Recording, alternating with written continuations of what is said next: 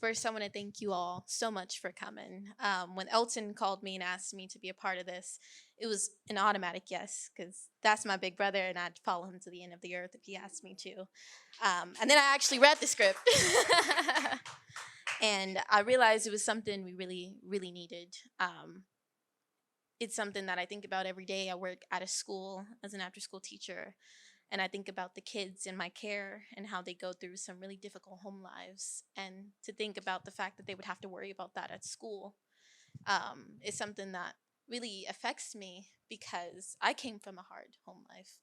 And unlike a lot of my kids that I take care of, I had a protector, and that was my big sister. And despite nobody protecting her, she took care of me and made sure that I could live a life knowing love, even though if it was even though it wasn't my mother's, it was my sister's. And without further ado, I would like to introduce the next poet, my protector, my big sister, Mariah.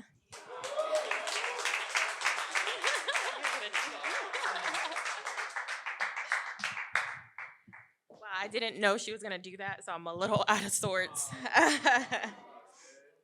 um, so I have 3 pieces tonight that are new. I haven't actually shared these yet, so I'm really excited. I wanted to tell a story about what it could mean to protect our kids. I think protecting our kids starts in the home, and it starts with showering our kids with love and comfort, because we can't stop bullets or stave off broken hearts, but we can give a lot of love and care.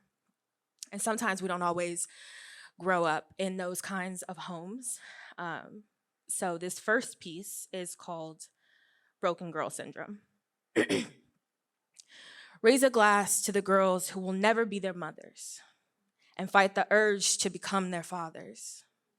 May you find the fairy tale or the nightmare you've been chasing. Truly, do you know the difference? So self-destructive and beautiful, you'll blow it all up before you ask God for temperance. But what's a God to the massive hole in your heart? What's a God to a mother who doesn't love you, or a father who never loved her? So she'll hold you responsible.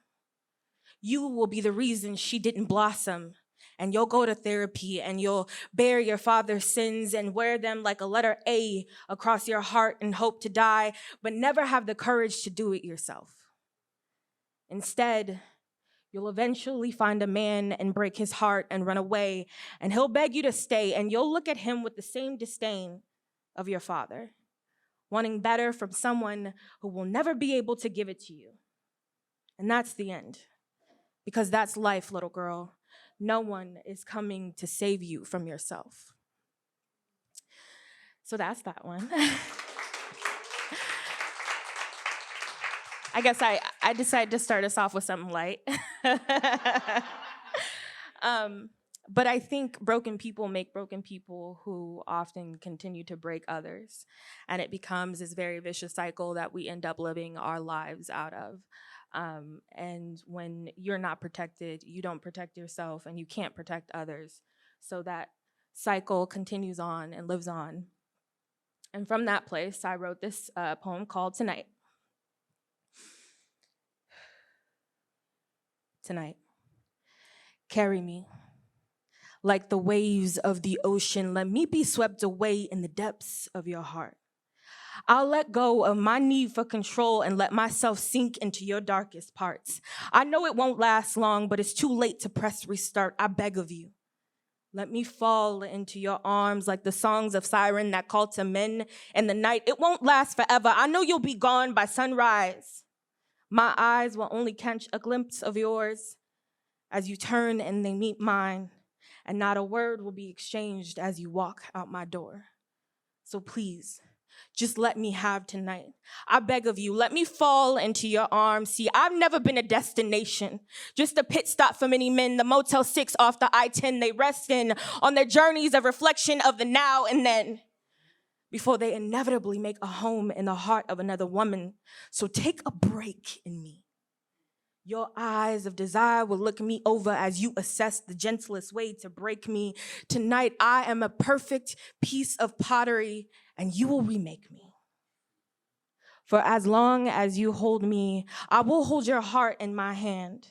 I know it's not love, but let's play pretend. I'll imagine it's our wedding night. See, I've waited my whole life for you.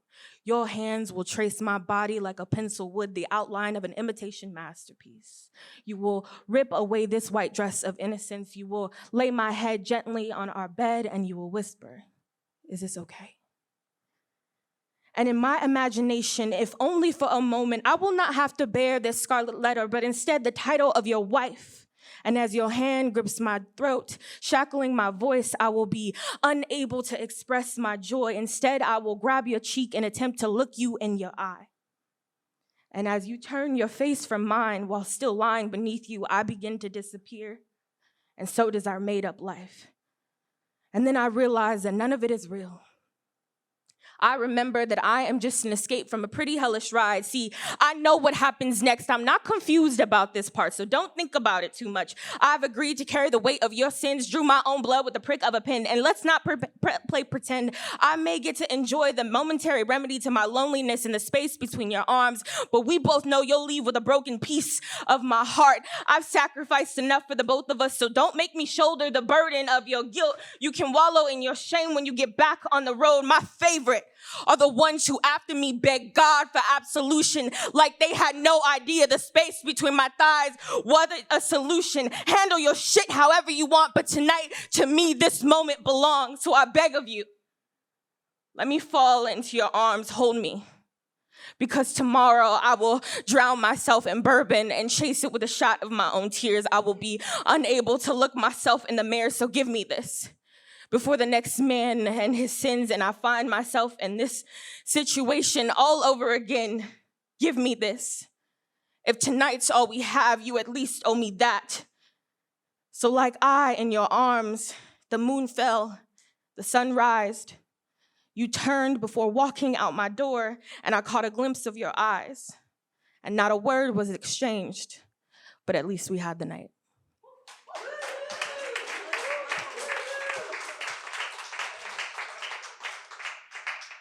I often think those patterns of brokenness continue because a lot of us won't do our own work. I think protecting our kids starts with protecting ourselves, protecting our hearts, and making decisions from a place of love and not shame.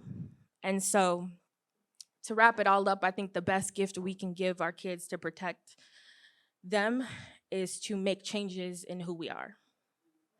So this last poem is currently where I'm at in life, and it's called If I Had a Daughter. The first love we knew was the love our mother gave herself while in her womb we grew.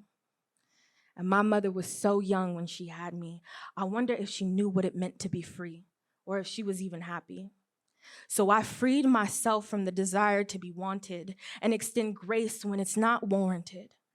And distance settles between us like an easier kind of forgiveness.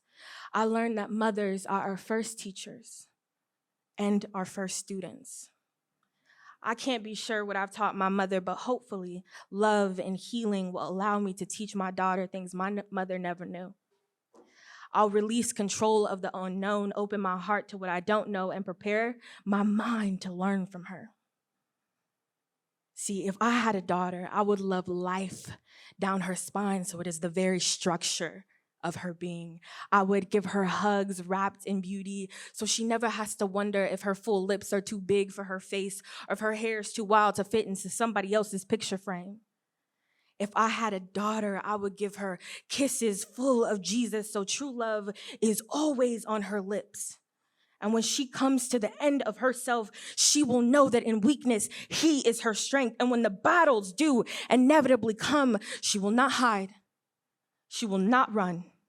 She will embrace it knowing that no pain is wasted and that her mama will hold her until she can press on. If I had a daughter, I would shower her in validation so she never makes her bed in the hearts of empty lovers.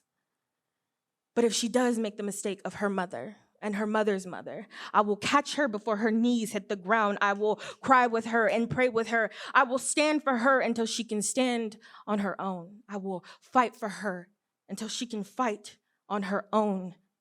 Her mother's overwhelming love will be what makes her strong. And when that day comes, and I'm finally called home, and she spills past my casket with her grief in one hand and her strength in the other, she will hold firm, knowing what it means to be called mother.